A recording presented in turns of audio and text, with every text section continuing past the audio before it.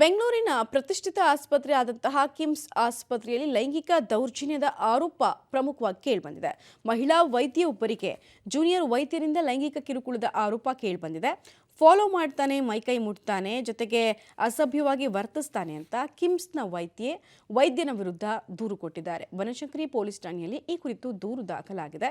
ಕಿಮ್ಸ್ ಕಾಲೇಜಿನಲ್ಲಿ ಫಾರ್ಮಾ ಕಾಗ್ನಿಸಿವ್ ವಿಭಾಗದ ಮುಖ್ಯಸ್ಥೆಯಾಗಿರುವ ವೈದ್ಯೆ, ಅದೇ ವಿಭಾಗದಲ್ಲಿ ಕೆಲಸ ಮಾಡ್ತಾ ಇರುವ ಡಾಕ್ಟರ್ ರಾಜು ಅನ್ನೋರ ವಿರುದ್ಧ ಲೈಂಗಿಕ ದೌರ್ಜನ್ಯದ ಆರೋಪವನ್ನು ಮಾಡಿದ್ದಾರೆ. ಕಾಲೇಜಿನಲ್ಲಿ ನನ್ನ ಬಗ್ಗೆ ಕೆಟ್ಟದಾಗಿ ಹೇಳ್ಕೊಂಡು ಬರ್ತಿದ್ದಾರೆ, ನನ್ನನ್ನು ಫಾಲೋ ಮಾಡಿ ಲೈಂಗಿಕ ಕಿರುಕುಳ ಕೊಡ್ತಾನೆ ಅಂತ ಕಂಪ್ಲೇಂಟ್ನಲ್ಲಿ ಆರೋಪಿಸಿದ್ದಾರೆ.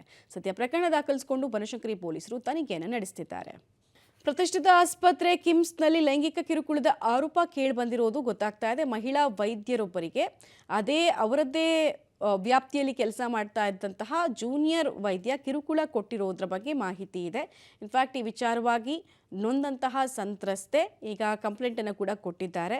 ಜೊತೆಗೆ ಅವರ ಕ್ಯಾರೆಕ್ಟರ್ ಅಸಾಸಿನೇಷನ್ ಮಾಡುವಂತಹ ಕೆಲಸವನ್ನು ಕೂಡ ಈ ಡಾಕ್ಟರ್ ರಾಜು ಅನ್ನುವಂತಹ ವ್ಯಕ್ತಿ ಮಾಡ್ತಾ ಇದ್ದಾರೆ ಅನ್ನೋದು ಮಹಿಳೆಯ ಆರೋಪ. ಸದ್ಯಕ್ಕೆ ಪ್ರಕರಣ ದಾಖಲಿಸಿಕೊಂಡಿರುವಂತಹ ಪೊಲೀಸರು ತನಿಖೆಗೆ ಇಳಿದಿದ್ದಾರೆ. ತನಿಖೆಯಲ್ಲಿ ಯಾರು ಸತ್ಯವಂತರು ಅನ್ನೋದು ಗೊತ್ತಾಗುತ್ತೆ, ಹಾಗೆ ಯಾರ ಆರೋಪದಲ್ಲಿ ಹುರುಳಿದೆ ಅನ್ನೋದು ಕೂಡ ಗೊತ್ತಾಗುತ್ತೆ. ಬನಶಂಕರಿ ಪೊಲೀಸರು ಈ ತನಿಖೆಯನ್ನು ಮುಂದುವರಿಸ್ತಾ ಇದ್ದಾರೆ.